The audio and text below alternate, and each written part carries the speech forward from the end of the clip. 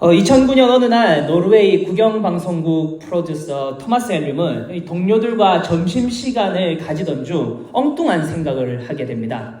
노르웨이의 베르겐 철도 100주년 기념으로 다큐멘터리를 만들어야 하는데 이왕 만드는 거 우리 아주 한번 리얼하게 만들어 보자라고 결심하게 됩니다. 여러분, 이 베르겐 철도는요, 횡단하는 데에만 총 몇 시간이 걸린 줄 아십니까? 7시간이 걸립니다. 그래서 그는 총 7시간 동안 무편집으로 방송을 있는 그대로 한번 내보내보자. 우리가 뭐 자연스럽게 뭔가 인위적인 것들을 추가하지 않고 그냥 있는 그대로 그냥 한번 내보내보자 라는 발상을 하게 됩니다. 전 세계 역사상 처음으로 슬로우 TV가 탄생하는 순간이 되는 거죠. 우리가 지금은 많이 익숙하잖아요. 뭐 불멍도 때려보고 뭐 한 3시간, 5시간 뭐 무편집으로 불멍도 때려보고 하늘멍도 때려보고 막 그런 것들이 있는데 2009년도에 이 발상을 먼저 시작한 사람이 바로 이 토마스 헬륨입니다. 이 다큐멘터리는 2009년 11월 27일 금요일 밤, 소위 말하는 황금 방송 시간대가 되겠죠. 이때 하게 되는데요. 즉 기차가 이때 출발을 시작하는 겁니다. 여기에는 아무런 대본도 줄거리도 극적인 상황도 없이 그냥 기차가 달리는 창밖의 풍경만 보이고 덜컹덜컹거리는 바퀴 소리만 들릴 뿐입니다. 열차의 맨 앞에 운전실에 고정시킨 카메라는 한치의 미동도 없이 여기 딱 보이는 대로요, 아름다운 설경의 이 철도 주변의 밖의 풍경들을 비추면서 너무나도 아름답고 푸르고 푸른 노르웨이 환경만 보일 뿐입니다. 기차가 기차역에 서면 똑같이 카메라의 시선도 그곳에 멈출 뿐입니다. 여러분, 힌트 내겠습니다. 이 다큐멘터리가 과연 히트를 쳤을까요? 아니면 망했을까요? 놀라지 마십시오. 동시간대에 노르웨이 최고의 인기 방송이 방영된 터라 모두가 사실은 긴가민가했습니다. 우리가 지금 이 방송을 내면은 성공할 수 있을까 반신반의를 했는데요. 여러분, 노르웨이 전체 인구가 500만 명인데 500만 명 인구 중에 몇 명이 본 줄 아십니까? 120만 명이 봤습니다. 대단하죠? 120만 명이 자그마치 7시간 동안 무편집으로 그냥 덜컹덜컹 가는 이 기차를 보고 앉아 있었다는 거죠. 엄청난 시청률이죠.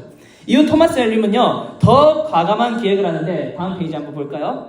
이번에는 크루즈로 약 3,000km에 달하는 노르웨이 피오르 해안을 향하는데 무려 편집이 아예 없이요, 통으로 그냥 내보내서 134시간짜리 다큐멘터리를 무편집으로 방영합니다. 여러분, 과연 몇 명이 시청했을까요? 지난 프로그램보다 약 3배 가까운 320만 명이 프로그램을 시청했다고 합니다. 그러니까 여러분, 전 국민이 봤다는 거예요. 아이들에게 안겨있는 이런 아이들까지 뭐 개수하진 않았을 거 아니에요. 엄마한테 이렇게 안겨있는 아이들까지요. 그 500만 명 인구 중에 320만 명이 이 프로그램을 시청했습니다. 노르웨이 인구 절반 이상이 시청한 셈이죠. 그렇다면 여러분, 노르웨이 국민들은 왜 이토록 무편집 다큐멘터리에 열광을 했을까요? 그만큼 여러분, 현대인들이요, 쫓기면서 살아가고 있기 때문입니다. 현대인들은요, 성과에 쫓겨서, 시간에 쫓겨서, 여러 가지 상황과 환경에 쫓겨가지고 쉴 틈이 없는 거예요. 그냥 가만히 앉아서 자연 환경만 봐도 좋다는 거죠. 왜냐? 인생에 있어서 쉼이 없기 때문입니다. 그렇습니다, 여러분. 현대인들은 점점 더 이 시간의 향기를 잃어가며 살아가고 있습니다. 여러분, 대한민국 사회에서 바쁘다라는 동사는 어느덧 정서적 언어가 되어버렸습니다. 우리가 지금 미국에 있지만요, 한인들 보십시오. 한인들 보면 전부 다 바쁘다고 합니다. 우리가 주일에 딱 만나가지고 물어보면요, 누구누구 장로님, 누구누구 성도님, 한 주간 어떻게 보내셨어요? 말하면요, 목사님 말도 마십시오. 너무 바쁘게 됐습니다. 저도 청년부를 하는데 우리 청년부 아이들 얘기하고 신방을 하고, 그래, 한 주간 어땠니? 하면은 목사님, 전쟁과도 같은 한 주를 보냈습니다. 너무 바빠서 정신이 없습니다. 예배도 겨우 나왔습니다. 라고 말할 만큼 우리 대한민국 사회뿐만이 아니라 우리 대한민국의 이 DNA를 가진 이 한인들마저도 너무나도 바쁘고 또 바쁜 인생을 살고 있다는 겁니다. 제가요, 한국에서는 유년부, 초등학교 1, 2학년 아이들도 담당한 적이 있었습니다.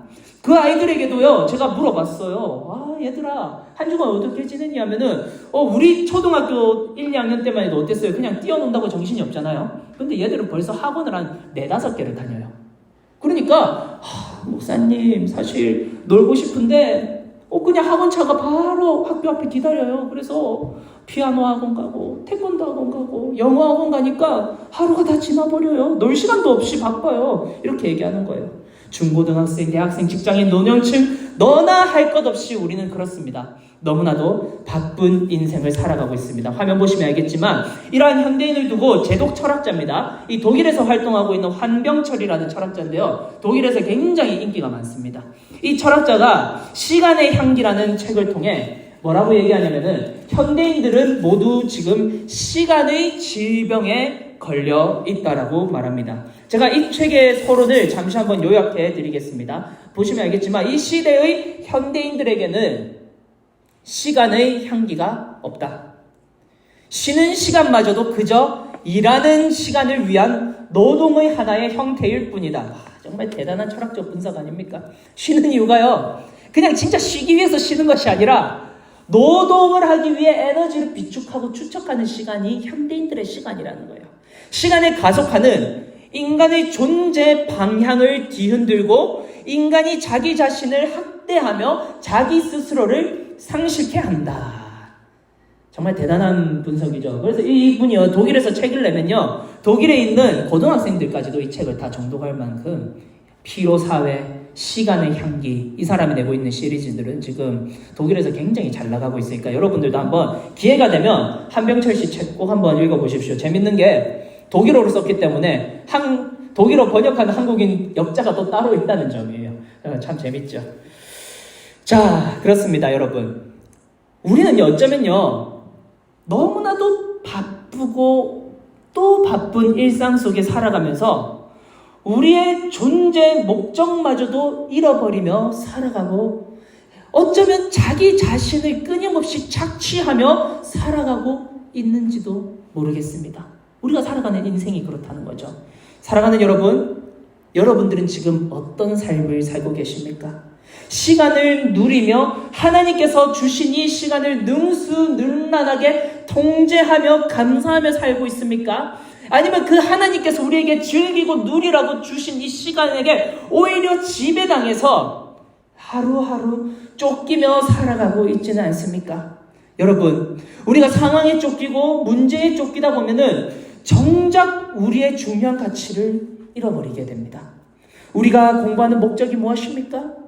우리가 이 교회에서 지금 예배드리고 있는 목적이 무엇입니까? 우리가 사회에서 직장 생활을 하고 학업을 이어가는 그 목적이 무엇입니까? 여러분, 하나님의 영광이죠.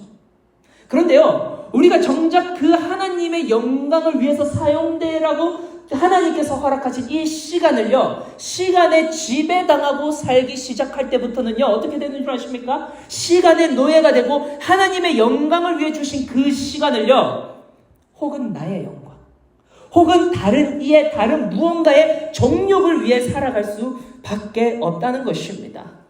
여러분, 그래서 우리는 이러한 시간과 상황과 환경에 지배당하기 시작할 때부터는요, 하나님께서 원래 우리에게 조율해 놓으신, 창조하실 때 본래 우리에게 만들어 놓으신 존재 가치, 존재 목적을 잃어버리기 때문에 아무런 목적도 없이 맹목적으로 그냥 기계처럼, 마치 기계 속에 있는 하나의 부품처럼 살아가다가 우리의 존재 가치를 잃어버리는 거예요. 그리고 내가 왜 태어났으며, 내가 왜 이 땅에 지어졌으며, 내가 왜 이 땅을 걷고 있는지를 이유를 모른다는 거예요. 그러니까 허무주의에 빠질 수밖에 없다는 겁니다. 제가 우리 유펜 친구들에게도 얘기를 들은 적이 있는데요. 어떤 친구는 유펜 나와가지고 어떠한 생산 활동도 안 한다고 합니다. 그냥 집에만 박혀있대요. 존재 가치를 모르니까요. 그렇게 고등학교 때 열심히 공부하고 명문대에 가면 뭐합니까? 우리가 우리의 존재 가치를 잃어버린 순간부터는요, 우리는 세상을 향해, 그리고 하나님의 영광을 위해 단 한 발짝도 나갈 수 없는 존재가 되어 버린다는 겁니다. 여러분, 오늘 본문 속 이스라엘 백성들이 지금 이러한 삶을 살아가고 있었습니다. 그들은 애고방 바로의 추격이라는 현실의 문제 앞에서 계속해서 쫓기며 또 쫓기고 있습니다. 그들 뒤에는 지금 세계 최강의 군대, 애굽의 군사 중에서도 최정예 병거 600대가 그들을 지금 추격하고 있습니다. 어찌 보면 이스라엘 백성들이 왜 두려움에 떨며 조급해 하고 있는지 충분히 이해가 갑니다, 여러분. 이스라엘은 어떤 상태입니까? 자그마치 애굽에 수백 년 동안 머물면서 뼛속까지 쫓기며 살았고 뼛속까지 이 너의 근성이 배어 있었던 그들이었습니다. 더군다나 여러분, 이스라엘 백성들에게 무슨 군사 전략과 전술이 있었겠어요? 전혀 없죠. 제대로 된 무기도 보급도 없이 하루하루 그냥 먹고 사는 것이 해결되는 것만으로도 감사해야 하는 삶을 살았던 그들입니다. 또한 여러분, 이스라엘 무리에는 군사만 움직이는 것이 아니라 살펴야 할 노약자들 그리고 어린 젖먹이들까지 함께 출애굽한 상태입니다. 상식적으로 애굽의 정예부대와 전투를 벌인다는 것은 지금 이스라엘 백성들에게는요 죽음입니다. 그냥 자살 행위입니다. 그래서 이스라엘은 추격하는 바로 군대를 보면서 하나님과 모세를 향해 손가락질을 하면서 이렇게 말합니다. 본문 10절에서 11절 내용입니다. 모세요, 우리가 지금 죽을 자리가 없어서 이 광야에 나왔습니까? 차라리 애굽 사람을 섬기는 게 광야에서 죽는 것보다 낫겠습니다. 여러분, 우리는 여기서요 쫓기는 그리스도인들의 중대한 특징을 하나 발견할 수 있습니다. 무엇이냐면요, 쫓기는 그리스도인은요, 그 특징은요, 하나님의 능력과 은혜를 망각한다는 점입니다. 정말 그렇지 않습니까? 우리가요 무언가 정말 어떠한 것에 대해서 학업으로부터 아니면 어떠한 회사에서의 성과로부터 그리고 내가 살아가고 있는 어떠한 환경으로부터 쫓기기 시작하면요, 그때부터 우리 입술에는 뭐가 나오는 줄 아십니까? 감사와 찬양이 나오기보다는요 원망과 불평이 터져 나오기 시작합니다. 하나님, 이스라엘 백성들처럼 차라리 나에게 이런 길을 인도하지 않았다면 내가 이런 고생은 하지 않았을 건데, 하나님 왜 저에게 이러한 상황과 환경을 주셨습니까? 분명히 하나님께서는 우리에게 제일 좋은 길, 합력하여서 선을 이룰 수 있는 가장 아름다운 길을 주심에도 불구하고 우리가 그렇게 무너져 내린다는 겁니다.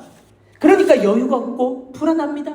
현실에 함몰되어서 원망과 불평만 터져 나올 뿐입니다. 여러분, 우리는 본문을 조금 더 깊게 묵상할 필요가 있습니다. 이스라엘은 여러분, 이 사건이 일어나기 바로 직전에 무엇을 경험했습니까? 굉장한 하나님의 그 드라마틱한 능력을 경험했습니다. 10가지 재앙으로 애굽이 초토화되는 것을 이스라엘 백성들은 똑똑히 보았습니다. 흑암이 머물고 장자들이 죽어나고 나일강이 피바다가 되고, 하나님한테 까불면 어떻게 되는지 하나님은 지금 철저히 애굽에게 선포하고 보여주셨습니다. 이스라엘은요 너무나도 깊은 하나님의 은혜를요 이미 애굽에서 먹고 마셨습니다. 나일강이 피바다로 변하고 이스라엘 전역에 흑암이 가득했으며 애굽의 모든 장자들은 하나님의 능력에 아무런 저항도 하지 못한 채 죽음을 맞이했습니다. 또한 출애굽한 이스라엘 백성들은 끊임없이 신실한 하나님의 은혜를 보며 살았습니다. 어때요, 여러분? 미국 오니까 참 햇빛이 비치면 너무 뜨겁고 또 햇빛이 거치면 또 너무 춥죠.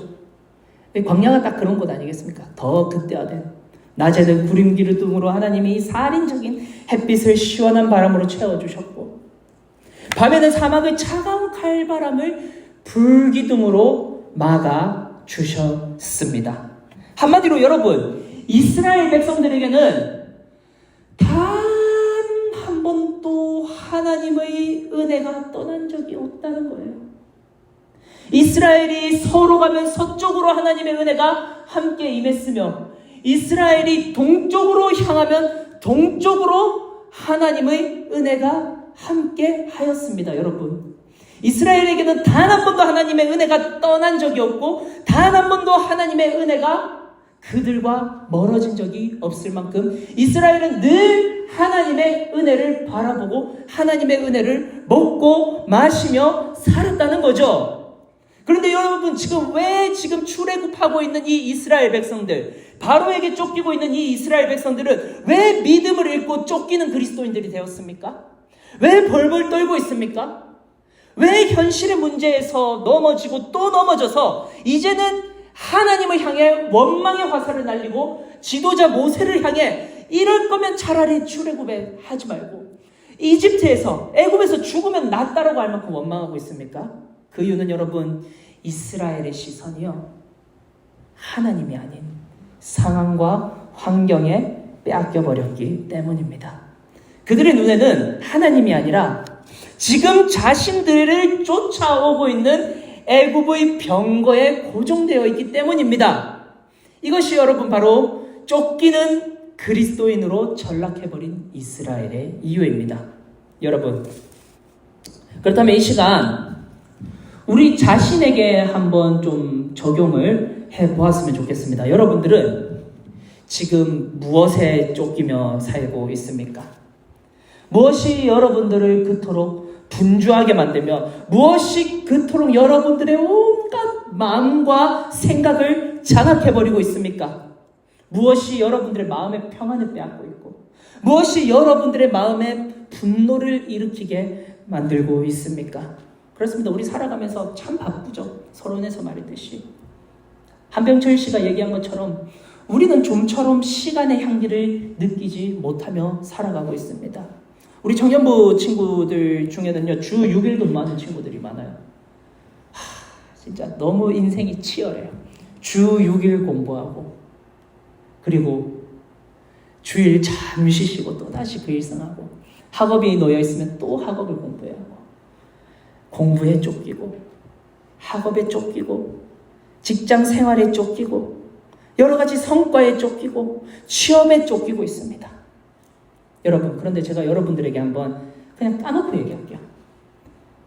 그 문제가 하나님보다 큽니까? 여러분들이 지금 겪고 있는 어려움보다 하나님이 더 작습니까? 아니요. 아까도 말씀드렸지만 애굽을 초전 박살내신 분이 하나님입니다. 애굽의 10가지 재앙은요, 하나하나 애굽의 신들을 상징하는 거 아시지 않습니까? 그 신들 한 명씩 나와서 모세를 통해 깨부신 것이 바로 하나님이십니다. 마찬가지입니다. 우리가 지금 겪고 있는 문제와 어려움들, 그리고 우리를 뒤에서 쫓아오고 있는 그 성과라는 여러 가지 애굽의 병거들 같은 이 존재들은요, 그 존재들마저 우리 하나님이 컨트롤하고 있다는 겁니다. 하나님이 없어져라면 없어지는 겁니다. 하나님이 멈춰라면 멈추는 것들입니다. 우리는 철저히 우리를 인도하시는 하나님이 우리 인생의 주관자라는 사실을 깨달아야 해요. 그런데 우리는 쫓기는 인생을 살지 않는 것입니다. 제가 청년사역을 하면서 매 순간 느끼는 점은 우리 청년들 마음 가운데 평안이 없어요. 항상 분주하고 무언가에 쫓기면서 살아가고 있다는 점입니다. 청년들의 삶 속에는 시간의 향기도 없습니다. 그런데 정작 굉장히 바쁘게 살면서도 그 무언가 대단한 성취를 이미 했음에도 불구하고 그 영혼과 그 마음에는 평안이 자리 잡지 못하고 있어요. 매일매일 굶주려 있고 매일매일 두려워하고 있고 매일매일 쫓기며 살아가고 있습니다. 근데 여러분, 우리가 조금 더 믿음의 눈을 들어 문제와 상황을 한번 바라볼까요?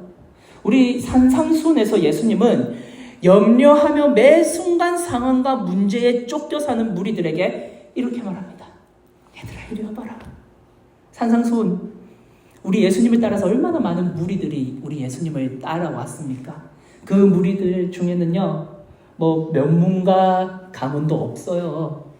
먹고 사는 문제 해결된 사람들이 예수님 안 따라왔어요. 당시에 창기들, 버림받은 자들, 쫓겨난 자들, 얼마나 결핍투성이들입니까? 먹고 사는 당장의 문제가 가장 큰 주제인 사람들이었습니다. 우리 예수님을 따르던 무리들. 그 무리들에게 다 앉아가지고 우리 예수님 말씀하십니다. 얘들아, 저기 나는 공중의 새를 보렴. 공중의 새들도 하나님이 기르시는데 하물며 내가 하나님께서 너희를 살피지 않겠냐? 어찌하여 먹고 사는 문제에 그렇게 걱정하니? 무엇을 먹을까? 무엇을 마실까? 무엇을 입을까? 염려하지 말렴. 여러분, 사실 그래요.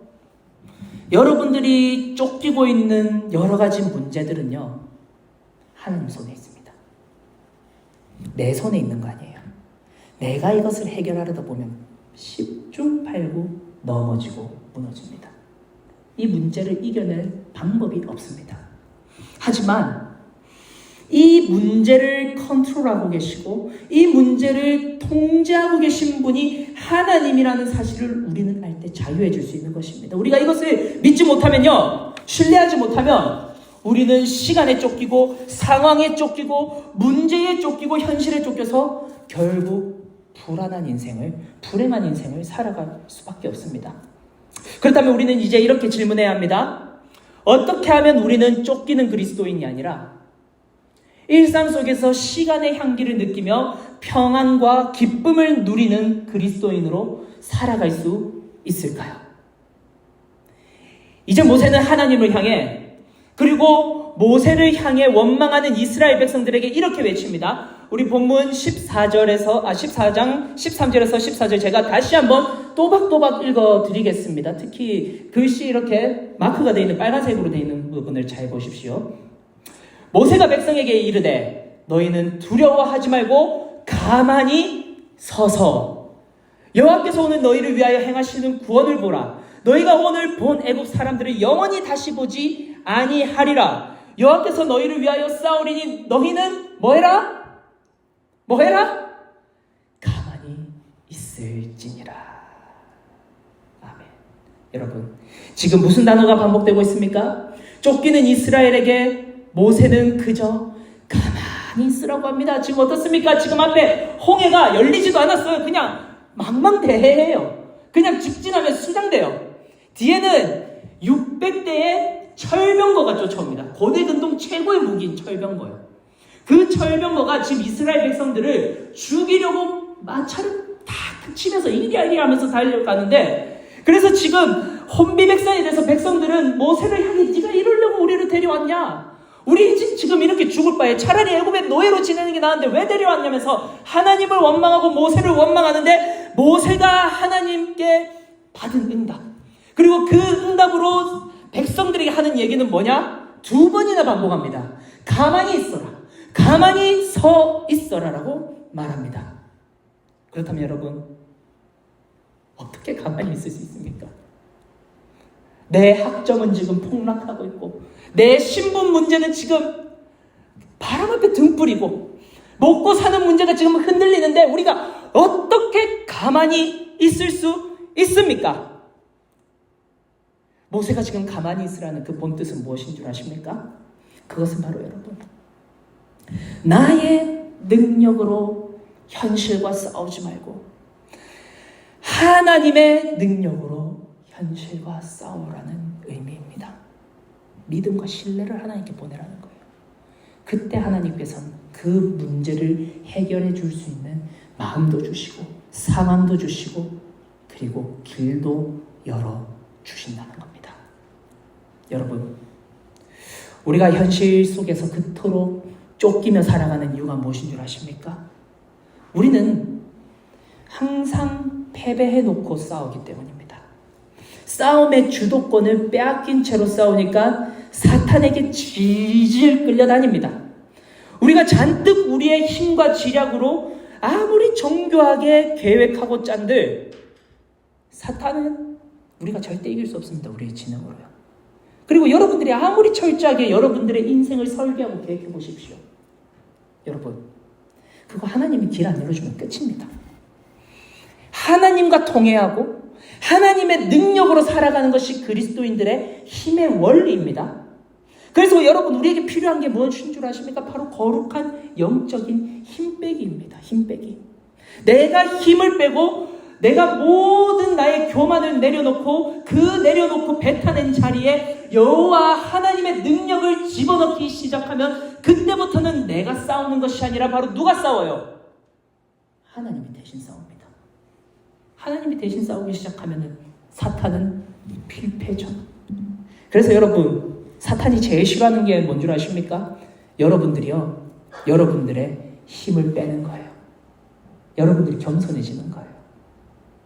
청년사역을 제가 한국에서도 하고 지금도 하고 있는데, 우리 많은 청년들이요, 자그마한 성공에 교만해지고 자그마한 실패에 의기소침해지는 경우 많이 봤습니다.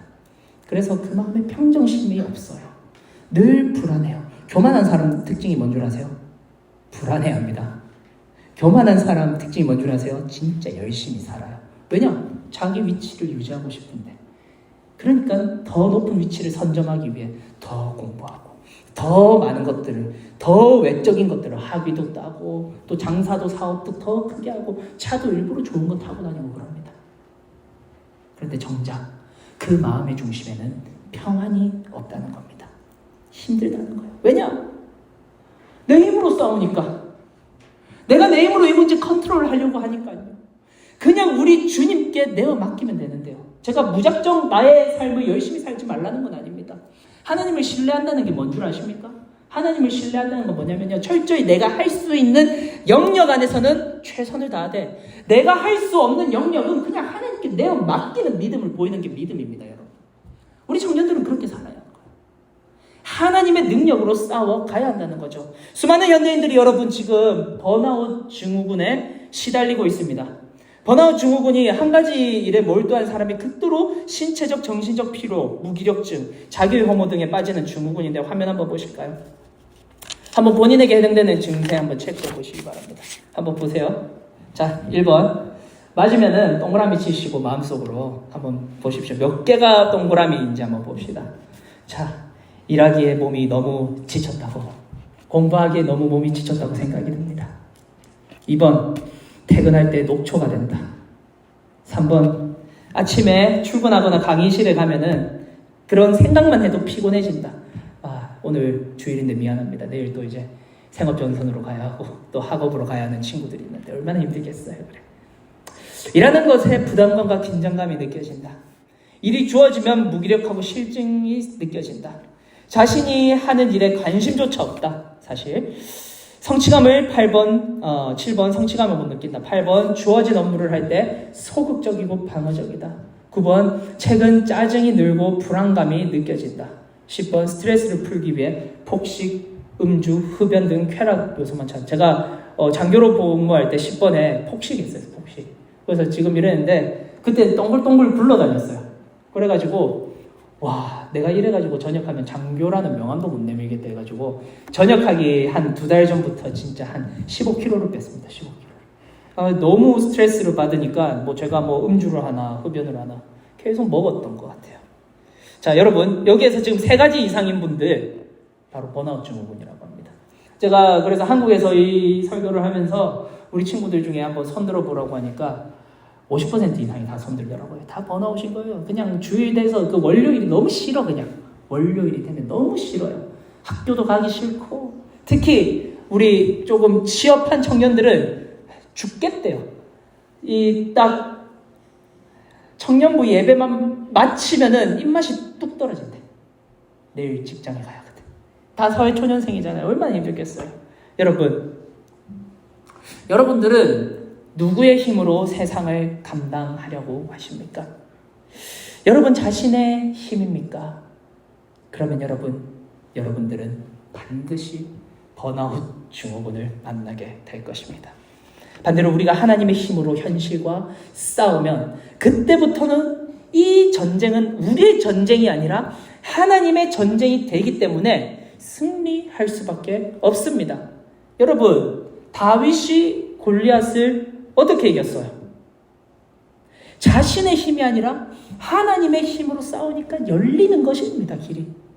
이스라엘 역사 속에서 벌어지는 여러 전투들의 승리의 공식을 보십시오. 여호수아가 여리고 성을 무엇으로 무너뜨렸어요? 무엇으로 무너뜨렸습니까? 여호수아가 무슨 병법이 돼갑니까? 가나안 그 철기 문화를 가진 이 반유목민밖에 안 되는 이스라엘이 어떻게 그 철기 문화를 가지 가나안 민족을 이길 수 있고 수성하고 있는 가나안 민족을 그 대단한 여리고성을 무너뜨릴 수 있습니까? 그 여호수아 능력으로 했어요? 아니요. 여호수아 능력으로 했다면 이미 그냥 죽었을 것입니다. 그런데 하나님이 시키는 대로 성 주변 돌고 나팔 부니까 그냥 여리고성이 무너지는 거예요. 여러분, 그 간단한 문제지만 간단한 문제 아니죠? 믿음이 필요합니다. 이스라엘 백성들이요, 여호수아의 말을 듣고 여호수아가 야, 우리 하나님께서 여리고성 점령하는 공식을 알려주셨는데 전략을 가르쳐 주셨는데 성 그냥 뺑뺑이 돌고 나팔 동시에 불난다. 여러분 쉽게 들리죠? 여러분들이 한번 해보십시오. 뺑뺑 돌 때 여리고 병사들 가만히 있는 게 하나님 은혜인 거죠. 가만히 안 있을 수도 있겠다는 생각 안 들어요? 화살 쏘고 돌 던지고 하면 죽는 겁니다. 근데 하나님께서는 여리고의 마음에 교만함을 주신 거예요. 그러니까 그냥 뺑뺑 도는데 여리고 애들이 보고만 있는 거예요, 그냥. 근데 여러분, 이스라엘 여호수아는요, 그 믿음이 있었습니다. 이 전쟁은 내가 살고 있는 이 삶이라는 인생의 전쟁을 주관하시는 분은 하나님이시고 하나님의 능력으로 싸워 나갈 때 반드시 승리하고 그 하나님께서 승리의 공식을 주셨을 때 내가 그것을 신뢰하고 100% 지킬 때 하나님께서 반드시 길을 열어주시다. 이 믿음이 있었기 때문에 여리고성은 무너졌습니다. 피 한 방울도 흘리지 않고 여리고성을 점령했습니다. 여러분, 이러한 의미에서 신앙생활의 진짜 실력이 뭔 줄 아십니까? 힘빼기입니다. 힘빼기. 바짝 내 몸에 힘을 주고 바짝 내가 무언가를 해보겠다라는 내 능력을 믿은 순간부터 우리는 넘어집니다. 나의 힘을 빼고 나의 힘이 아닌 하나님의 힘으로 나를 가득 채울 때 우리는 현실에 쫓기는 그리스도인이 아니라 현실에서 승리하는 그리스도인이 될 수 있습니다. 우리가 이 사실을 믿으면 여러분, 풍랑 한가운데서도 우리는 고요를 누릴 수 있습니다. 왜? 나의 상황과 현실은 여전히 바뀌지 않지만 하나님이 나와 동행하고 계신다는 그 믿음이 내 중심에 들어오니까요. 어렵고 힘들어도 현실에서 비록 내가 원하는 기도 제목을 하나님이 내가 원하는 타이밍에 안 들어주실지라도 마음이 평안하다는 거예요. 하나님이 나와 함께 하시니까. 자, 이제 애굽의 병거들이 이스라엘의 진영을 바짝 추격하고 있습니다. 그러나 정말로 이스라엘은 자신의 힘이 아니라 모세의 명령에 따라 가만히 있었습니다. 그리고 모세가 지팡이를 높게 들고 지팡이를 바다를 향해 내밀자 거짓말같이 홍해가 갈라지기 시작합니다. 여러분, 이것이 바로 하나님의 힘으로 살아가는 그리스도인들이 누리는 축복입니다. 이스라엘 백성들이 마른 바닥을 밟고 홍해를 횡단하고 바다의 문이 다시 닫힙니다. 그리고 이스라엘을 쫓던 바로의 추격대는 그대로 모두 수장되고 맙니다. 여러분, 이것이 바로 하나님의 능력으로 살아가는 사람들이 누리는 은혜이자 축복인 겁니다. 여러분, 이제 말씀을 정리하겠습니다. 오늘 본문을 통해 우리가 살펴본 이스라엘 백성들은 분명히 지금 바로의 군대에게 쫓겨서 홍해라는 현실의 바다에 태로마저도 막힌 진퇴양난의 현실에 있었습니다. 오늘 이 자리에 앉아있는 여러분들 가운데서도 분명히 이렇게 막막하고 답답한 현실 속에서 어찌할 바를 몰라서 상황과 문제에 쫓겨 풀리지 않는 관계의 문제에 쫓겨 성과에 쫓겨 진급에 쫓겨 그리고 진학에 쫓겨 그냥 산다는 것에 쫓겨 분명히 불안에 빠져있는 성도님들이 분명히 이 자리에 앉아 계실 것입니다. 그래서 내 힘으로 아등바등 현실의 문제를 해결하려다 보니 더 분주하고 더 고갈되고 더 고립됩니다. 그러나 여러분, 이제는 더 이상 상황과 환경의 문제에 쫓기지 마시기 바랍니다. 이제는 우리 힘이 아닌 나의 힘으로 현실을 이겨내려고 하지 마십시오. 하나님의 힘에 붙들려 사시기 바랍니다. 지금도 우리 주님께서는 우리에게 이렇게 말씀하십니다. 얘야, 니 좀 가만히 있어라. 너 좀 가만히 있어라. 네가 하려 하지 말고 네가 그 하려는 그 열심 가운데 열심히 하는 거 좋아. 하지만 잠시 멈추려. 잠시 가만히 있으면서 너와 나의 관계를 바라봤으면 좋겠다. 너 왜 그렇게 그토록 달리니? 너 뭐가 그렇게 너를 쫓아오니? 나에게 집중하려. 내가 너를 위하여 대신 싸울게. 나를 좀 이용해달라. 우리 주님께서 여러분들에게 이렇게 얘기하고 계십니다. 우리 다음 페이지 한번, 마지막 페이지 한번 볼까요? 작년 여름 휴가 때 저는 저희 아내랑 함께 수영장에 가는 걸 좋아해요. 그리고 저희 아들도 수영장에 가는 거 너무 좋아합니다. 수영장에 갈 때마다 제가 꼭 한번 도전하는 게 뭐냐면요, 그냥 이렇게 부력을 이용해서 물 위에 둥둥 떠는 거예요. 근데 저희 아내는요, 이상하게 엄청 믿음이 좋아서요, 그냥 뒤로 싹 누워서요 둥둥둥둥 떠다닙니다. 그게 너무 부러워요. 하늘도 편하게 보고 몸에 힘도 다 빠지잖아요. 그래서 저도 작년 여름에요 한번 도전해봤어요. 그리고 그 재작년에도 도전해봤어요. 여름마다 도전하는 저희 프로젝트입니다. 제가 한번 싹 이렇게 몸에 힘을 빼고 다 부력을 이용해서 올라가려고 했는데 저는 어떻게 될까요? 그냥 꼬르르 내려가는 거예요. 여전히 저는 실패해요. 왜냐? 이상하게 저는 힘이 들어가는 거예요. 저에게 계속 이 힘을 못 빼겠어요. 사실 저도 그렇거든요. 저도 제 인생을 제가 컨트롤하려는 그 습성이 너무 강해요. 그러다 보니까 이 부력마저도 제가 컨트롤하고 싶은 거예요. 그래서 힘이 전혀 안 빠진 채로 맨날 물 밑으로 깔아앉는데, 이번 여름에는 반드시 한번 제가 성공해서 사진 찍어 올려보도록 하겠습니다. 여러분, 저는 왜 깔아앉고 제 아내는 왜 물 위에 둥둥 떠 있을 수 있겠습니까? 저희 아내에게는 힘을 다 빼면 물 위에 뜬다라는 그 확고한 믿음이 있다는 거예요. 그 신뢰가 있다는 거예요. 근데 저에게는 그게 없어요. 그런데 여러분, 우리 신앙생활도 마찬가지입니다. 아무리 우리가 우리의 힘을 의지하여서 현실을 이기려고 해보십시오. 그냥 점점 더 물속에 가라앉을 뿐입니다. 점점 더. 내가 더 오버해서 하려니까 관계도 틀어지고 그냥 가만히 놔두면 될 일들이 더 꼬여가지고 내 앞길을 막아버립니다. 그러나 우리가 우리의 힘을 빼고 가만히 누워서 잠잠히 하나님을 바라보며 하나님 앞에 우리의 힘을 모두 뺀다면요, 우리는 평안히 물 위에 뜬 채 하나님의 은혜가 흘러가는 대로 우리도 흘러갈 수 있습니다. 그때부터는 어떻게 되는 줄 압니까? 하나님이 우리 인생을 운행해 주십니다. 그러므로 이 시간 여러분, 우리 주님을 바라보셨으면 좋겠습니다.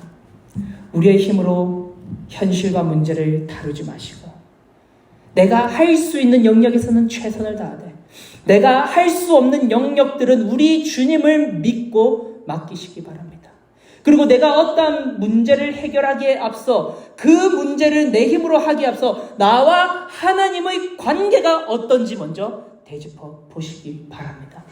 그럴 때 하나님께서는 우리가 쫓기는 그리스도인들이 아니라 오히려 주님께서 허락하신 그 시간에 쫓기는 인생이 아니라 주님께서 주시는 시간을 지배하고 주님께서 주시는 그 시간의 향기를 느끼면서 일상 속에서 원망과 불평 대신 오히려 감사와 찬양이 터져 나올 줄 믿습니다.